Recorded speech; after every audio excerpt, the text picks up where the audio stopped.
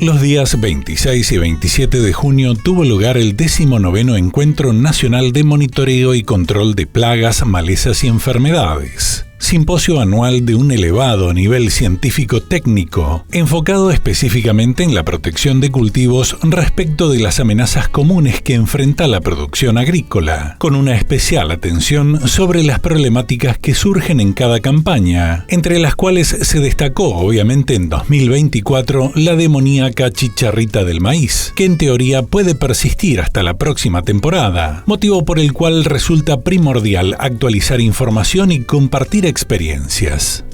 Entre las estrategias que propusieron los disertantes está la conveniencia de reducir las brechas de siembra y eliminar los maíces espontáneos, así como preservar los ecosistemas productivos y elevar la eficiencia en la aplicación de defensivos agrícolas. El programa de este año se basó primero en volver un poco a la base, a los orígenes, el hecho de tratar el tema de ambiente y producción, de qué manera compatibilizamos la producción con el ambiente. Por eso estuvo Roberto Peiretti, digamos uno de los fundadores de APRESID, que es nuestro embajador en todo el mundo en cuanto a lo que es pregonar la sustentabilidad, no solamente del suelo, sino también de la parte social. Entonces, la generación actual no los conoce, a quienes fundaron la siembra directa, a quienes hicieron las primeras experiencias y que hoy es la base productiva de la Argentina. En una visión integradora y sistémica, este especialista buscaba concientizar sobre el estado del aparato agroproductivo global, la demanda de productos asociada al mismo, más los recursos disponibles para satisfacerla, atentos al crecimiento de la población con su correspondiente aumento de necesidades, lo que motoriza la evolución de las capacidades para cultivar más y mejor. Que empiezan por el suelo y siguen acompañados de las estrategias productivas, donde entra muy fuerte la idea de la siembra directa, el sistema de siembra directa, como un quiebre de paradigma que reinó ni más ni menos que por 10.000 años desde que empezó la agricultura. La agricultura siempre estuvo asociada a la idea de labrar los suelos, del labriego, de la labranza. Todo eso fue así 10.000 años hasta 60, 70 años atrás, donde dijimos no hay más que labrar el suelo no hay que tocarlo, el suelo hay que cubrirlo, no hay que dejarlo desnudo, labrarlo y dejarlo desnudo, hay que mantenerlo cubierto. Y tercero, hay que rotar los cultivos y mantener diversidad biológica en el agroecosistema, como se llama, o en el sistema productivo. Conceptos que, en su opinión, deben sinergizar con las nuevas tecnologías basadas en la ciencia, no en ideologías o intereses particulares. Una frontera que se modifica de forma permanente, exigiendo una especial atención a fin de potenciar los procesos, incrementando la productividad en un contexto de sustentabilidad y garantizando la indispensable rentabilidad. Sobre esos tres pilares, Argentina alcanzó un 90% de adopción del sistema de cero labranza en su superficie agrícola, integrando en idéntica situación a los restantes países de Sudamérica como una referencia global. A nivel del mundo, este modelo tal cual, integrado, sistémico, con una visión integradora y global, solo se aplica en un 10-15% de la agricultura mundial. Y acá, en estos países del Cono Sur y en Argentina en particular, tenemos el 90% bajo esta nueva agricultura de vanguardia. Lo aprecio muchísimo, lo conozco de muchos años, Daniel. Valoro enormemente su trabajo porque él ha logrado instalar y crear conciencia acerca del valor del monitoreo para hacer más eficiente la tarea del control de las adversidades. En este caso se llaman bióticas porque derivan de cuestiones biológicas, llámese enfermedades, malezas, plagas. Cada campaña trae consigo diferentes realidades en cuanto a la ocurrencia o actualidad de los problemas sanitarios en los cultivos. El centro de atención del encuentro de monitoreo 2024 fue sin dudas la chicharrita del maíz, plaga que provocó ya grandes pérdidas en producción y dinero. Más allá del impacto que causó la noticia acerca del secuestro del genoma por parte de investigadores del INTA, lo que puede facilitar a futuro el desarrollo de variedades resistentes, la preocupación persiste de cara al nuevo ciclo. El monitoreo en chicharrita van a empezar a fijarse en las plantas de maíz por lo menos. No digo que sea monitoreo profesional, pero por lo menos van a empezar a revisar al maíz que antes prácticamente no se lo hacía. Hoy queremos hacer mucho foco en que es importante que si bien todavía estamos, falta un tiempo, una brecha para comenzar la próxima campaña, pero creo que tenemos que comenzar a tomar algunas medidas para comenzar a manejar o a gestionar esta problemática, digamos. Y no nos encontremos, digamos, con una campaña de maíz arrancada, por ahí con una situación que sea como lo que pasó esta campaña, en donde no se la pueda manejar. Actualmente se pueden observar poblaciones importantes de esta plaga y un porcentaje de infectividad elevado, lo que demanda medidas de control de gran magnitud. El monitoreo será fundamental, acordando procesos de orden regional, como así también el manejo de los maíces espontáneos o guachos. El investigador aseguró que no existe a la fecha una solución mágica que nos exima de esta problemática más que la conciencia de aportar todos con dedicación, intercambio de experiencias y estrategias en el uso de materiales. El maíz no se lo va a hacer como lo veníamos haciendo. Obviamente se van a tener que incorporar muchas cosas en el manejo del cultivo para tratar de llevar adelante, digamos, a este elemento que, como saben todos, es un componente importante en la sustentabilidad de nuestro sistema. Digamos, hoy hay muchas zonas en donde no nos vemos, digamos, sin maíz. Entonces tenemos que comenzar a fomentar toda esta gestión de la problemática, digamos, para que el maíz no se pierda. Y te vuelvo a repetir lo que mencionaba anteriormente, de que la adopción de estas prácticas, digamos, deben tratar de ser de manera regional, de manera conjunta, para lograr así un mejor éxito en el manejo de toda esta problemática del achaparramiento. En esta jornada quedó más que claro que la chicharrita del maíz es un tema del cual los productores deberán ocuparse antes de la siguiente campaña. En ese sentido, una de las estrategias es la eliminación de los maíces voluntarios o guachos, problemática que según un especialista comienza por la mala regulación de los cabezales a la hora de la cosecha. Más que los granos que quedan en el suelo, el grave problema está en las espigas y habrá que tener muy en cuenta la fecha de siembra, puesto que el maíz espontáneo actúa como puente, albergando al vector y los agentes causantes del achaparramiento. El problema es cómo vamos a controlar ese maíz guacho, pero para no tener maíz guacho tenemos que pensar cómo vamos a sembrar el maíz. ¿Qué condiciones le vamos a dar al cultivo? El cultivo tiene que estar bien nutrido. Al cultivo hay que tratar en lo posible de no aplicarle herbicidas hormonales tarde, pues puede generar vuelcos de planta o quebrados cuando ya está cargada la espiga. Tenemos que considerar principalmente el problema de plagas como diatraea, que genera pérdidas de espiga. Y después, el otro problema serio que viene con todo esto es la cosecha. Y las pérdidas que ocasiona la cosecha por falta de calidad en regulación de las máquinas. Los datos reflejados en la disertación de este profesional, que provienen de la investigación realizada por técnicos de INTA Manfredi abocados al PRECOP, dan cuenta de pérdidas que llegan a 300 kilos en un lote de maíz, por lo que puede haber desgrane, pero más preocupantes son las espigas que caen. El desgrane resulta más fácil de controlar, pues el maíz no tiene periodo de dormición y germinará cuando encuentre condiciones favorables de temperatura y humedad, lo que facilitará su erradicación, no así la espiga. Si yo voy a cosechar en abril un maíz temprano, tengo que tener en consideración que hay que tratar de controlarlo antes que lleguen las heladas. Si las heladas no llegan, en el norte de Córdoba tenemos maíces de 6 hojas y todavía están vivos, entonces eso hay que controlarlo. Y si cosechamos en junio o julio, no vamos a tener ese problema con el maíz que cae al piso, no va a tener temperatura, no va a haber humedad, pero sí vamos a tener que poner todo el foco a fines de agosto, principios de septiembre, si empieza a haber alguna lluvia, y ver qué es lo que está pasando con ese maíz, porque ese va a ser el puente para que la chicharrita tenga los primeros platos de comida servidos.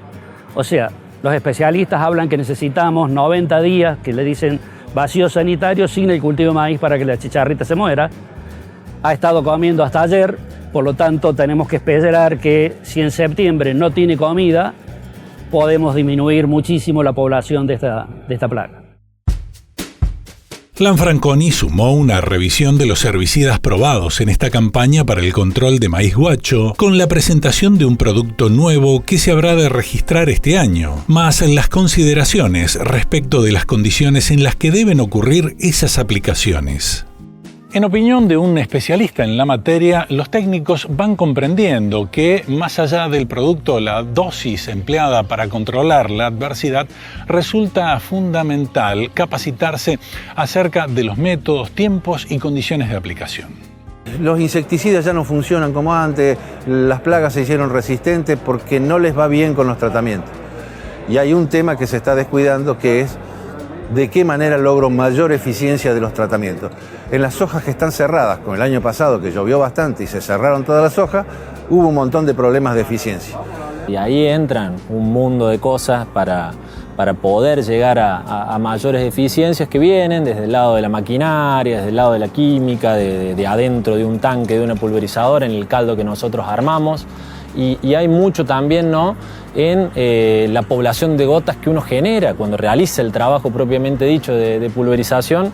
Hay mucho, ¿no? El tamaño de gota que uno selecciona para realizar tal trabajo de control de adversidad, la verdad que se vuelve clave, y sobre todo en situaciones como las que estamos abordando acá en el encuentro, en las que tenemos que llegar a lugares muy complicados, como es un cultivo de soja cerrado, en estadios avanzados. Bueno, las plagas no están arriba del canopeo, sino que están en lugares complicados, de difícil acceso, y ahí toma mucha importancia, ¿no?, el trabajo de regulación de maquinaria para poder depositar la mayor cantidad de ingrediente activo en el verdadero objetivo de la aplicación, ¿no?, y que no quede retenido involuntariamente en el canopeo del cultivo. Hay 3 parámetros que son fundamentales determinar para establecer las mejores estrategias de aplicación, como son la esencia del producto, dónde se encuentra el objetivo y la calidad ambiental al momento en que se efectúa cada tratamiento, bases para una correcta regulación de los equipos. En esto de regular maquinaria, sobre todo la selección de diferentes tamaños de gota cobra mucha importancia. Creo que tenemos que sacar un poco del chip los técnicos, esto de manejar litros por hectárea no viene por ahí la mano, sino por manejar tamaños de gota. Si uno empieza a hacer ese ejercicio, ese training de manejar tamaños de gota en primera instancia, después los litros por hectárea vienen solos, ¿no? Y la verdad que es un tema que exige de mucha capacitación post-universidad, ¿no? Porque yo como siempre digo, en la facultad vemos un popurrí de temas, una diversidad muy grande de temas, pero la verdad que por ahí no da el tiempo, ¿no?, en lo que sería el transcurso del paso por una universidad para realmente ahondar en ciertos temas. Y bueno, creo que hay mucho de capacitación post-universidad para realmente estar finos en el tema. Se suma en esa materia el uso de coadyuvantes que demanda conocimiento extra, pues existe una diversidad de criterios para su correcta elección, por lo que será necesario caracterizar y tipificar cada uno de ellos. En este terreno, un elemento fundamental son los aceites, existiendo un cúmulo de sustancias que cumplen esa función. De acuerdo a su origen será el porcentaje de concentración con el cual será empleado, pudiendo, según su condición, generar o no una microemulsión. No obstante, lo más importante es el resultado esperado con el uso del mismo. A un aceite le voy a pedir en forma primordial que me ayude a solubilizar aquellas cuestiones que no son muy amigas con lo polar, o sea, con las sustancias de aceite, que las ayude a disolver. También le voy a pedir que me ayude a penetrar los fitosanitarios en la soja. Hay fitosanitarios como el glifosato, por ejemplo, que no le gusta mucho el tejido cuticular de las plantas. Necesita algo que le dé una manito para penetrar. Hay fitosanitarios como el cletodin, que es una sustancia poco soluble, necesita algo que lo solubilice y lo ayude a ingresar. Y también hoy le pedimos a los aceites que nos ayuden a evitar la evaporación, que el producto se mantenga más tiempo en forma líquida. Para ingresar a la planta necesita estar líquido. Y le pedimos también que nos ayuden a mezclar, porque hoy en Argentina, dada la complejidad de las malezas, cada vez estamos mezclando más productos. Entonces un aceite hoy tiene que hacer muchas cosas. ayúdame a penetrar, ayúdame a solubilizar, ayúdame a evitar la evaporación, ayúdame a expandir la gota y ayúdame a mezclar bien. Todo eso hoy hacen los aceites agrícolas. Surgen una vez más las disidencias respecto del volumen adecuado en cada aplicación, para lo cual, según el especialista, resulta imperioso entender que la cantidad de agua a emplear es una resultante de una ecuación inteligente. La cantidad de agua es una resultante de que pensamos, cómo está el terreno, a dónde debo llegar, qué intensidad de viento hay y por lo tanto qué tamaño de gota tengo que utilizar para que esa gota no derive pero a la vez sea efectiva. Porque no vale decir hago gota grande siempre y ya está, no. También tiene que ser una gota que tenga eficiencia biológica, hay que buscar ese tamaño exacto. Y acá en este mundo, de, por ejemplo, vamos a aplicaciones de menor volumen, un poquito de gota más chica por decir algo, aplicaciones muy buenas, a veces en muchas situaciones, sobre todo chalares de maíz, que son muy necesarias si no tenemos buenos controles, tener un producto que retarde la tasa de evaporación es fundamental para que esa gota más pequeña sobreviva más tiempo. Sumado a la necesidad de elevar la eficiencia en los métodos de aplicación de los defensivos agrícolas, resulta primordial estudiar la residualidad de los productos o las dosis a emplear en cada tratamiento, ya que estos podrían persistir en el suelo por periodos mucho más extensos de lo deseado, con el correspondiente impacto sobre especies sensibles en la rotación de cultivos. A este fenómeno se lo denomina carryover y se relaciona con la estructura molecular más las propiedades físico-químicas de los herbicidas, sumado a la situación edáfica del suelo y las condiciones climáticas registradas. El uso de herbicidas residuales principalmente muchas veces persisten en el suelo más tiempo del cual nos interesaría que estén activos, ¿no? Y esto quiere decir que luego de la cosecha del cultivo de interés donde yo apliqué ese herbicida en particular, esa persistencia en el tiempo puede llegar hasta el momento de la siembra de un nuevo cultivo en la rotación. Y cuando esos nuevos cultivos en la rotación son sensibles a los residuos de herbicidas, tenemos problemas de fitotoxicidad y mal establecimiento del nuevo cultivo. Con lo cual es muy importante cuando tomamos las decisiones de qué herbicidas vamos a usar y también conocemos la rotación de cultivos de nuestros lotes, es importante volver a pensar y revisar los registros qué herbicidas estuvimos utilizando. El destino de los herbicidas en el ambiente, su disipación y su degradación está regulada principalmente por el proceso de absorción, mediante el cual las moléculas se distribuyen entre la fase acuosa y sólida del suelo, pues ya no estará disponible para una degradación microbiana si ha sido absorbido. Y resultaba muy importante conocer cómo influye la sequía en esos procesos. Escenarios de sequía, como fue en particular el año pasado, la campaña pasada, por ejemplo, son escenarios ya que nos tienen que llamar la atención, porque los problemas de carryover se exacerban. ¿Por qué? Porque la degradación de estos herbicidas se ve lentificada, ¿sí? Entonces llego a la fecha de siembra de mi nuevo cultivo con concentraciones de herbicidas bioactivos en el suelo altas. ¿Por qué? Porque no han sido degradados. Los procesos químicos requieren de humedad en el suelo, agua en el suelo para que se den, y la degradación microbiana depende de la actividad de los microorganismos. Y los microorganismos necesitan humedad para vivir, crecer y desarrollarse. Y los microorganismos usan de distintas formas los herbicidas, con lo cual los degradan. Y llego de esta manera, en buenas condiciones, llego con bajas concentraciones de herbicidas a la fecha de siembra. De lo contrario, en escenarios de sequía, por el contrario, se alargan estos periodos y puedo provocar fitotoxicidad en la rotación de cultivos.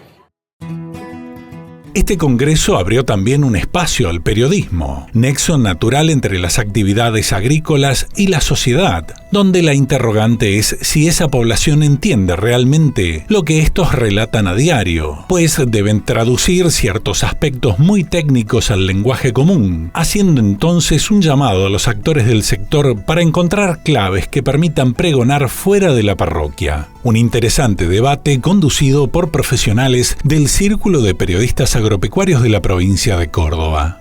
Se improvisó sobre el escenario una situación habitual en un programa de radio sobre la experiencia de un grave episodio ocurrido en Córdoba por el año 2012 que finalizó con una condena por supuesta mala praxis en las aplicaciones.